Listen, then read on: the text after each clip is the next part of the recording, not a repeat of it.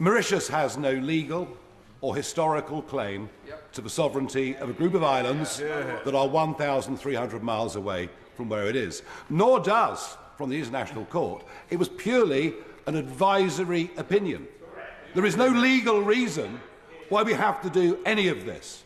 Now, I warned the Foreign Secretary 6 weeks ago in this chamber that it was an enormous mistake to do this, given that we had a US presidential election coming up on November the 5th. And if you say to me, well, yes, it's okay, the United States are fully in favour, really? I can tell you that the incoming National Security Advisor, Mike Waltz, has form on this, right back to when the Right Honourable Member for Braintree was doing his best to give away the sovereignty of the Chagos Islands. Indeed, he wrote to Secretary of State Blinken at the time. There is, I can assure you, having been in America last week, knowing also the incoming Defence Secretary very well, there is outright hostility to this deal. Whatever is said about a lease agreement, as we saw with Hong Kong, these agreements can very, very easily be broken. Diego Garcia was described to me by a senior Trump advisor as the most important island on the planet as far as America was concerned. So you're going to find outright hostility. And by the way, when it comes to the Chagosian people, yes, of course, what happened to them was truly awful. They do not wish to live. They're unanimous in this. They do not wish to live under Mauritian rule. They want to live under British rule because they actually trust us. There is no basis for this agreement to continue as it is, and if you do, you'll be at conflict with a country without which we would be defenceless.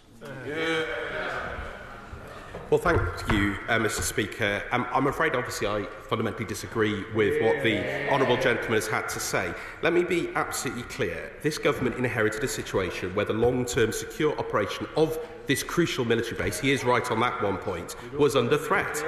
International courts were reaching judgments, international organisations were taking steps not to undermine Mauritian sovereignty, and this threatened the secure and effective operation of the base.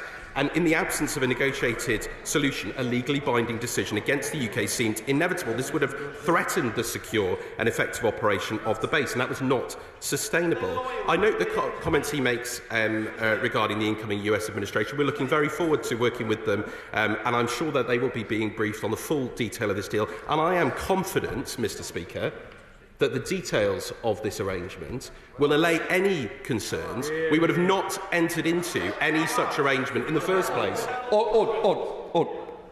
Mr. Francois, I welcome you back to the front bench, but I don't welcome you back to shout from it continuously. Do we understand that we need calm? This is an important debate, so I don't want the rhetoric coming from the Minister. Mr. Speaker, I've known the honourable gentleman a long time, and he knows he can come and speak to me at any point. No, absolutely, Mr. Speaker, but he can come and speak to me about these matters at any point. Mr. Speaker, we were very, very clear. The US administration that's incoming, we will be working very closely. We're working closely with the current US administration. This had support across the national security apparatus of the United States. We would never have entered into an arrangement. And indeed, of course, the previous government recognised the threats to the long-term operation of this base, which is why they started the negotiations in the first place. But it was this government that did the deal. Diego Garcia is absolutely important, but it is not at risk. It is more secure as a result of this deal. So what he is suggesting is simply not the case. He mentions the Chagosians. We all agree what happened to them in the past was completely wrong and shameful.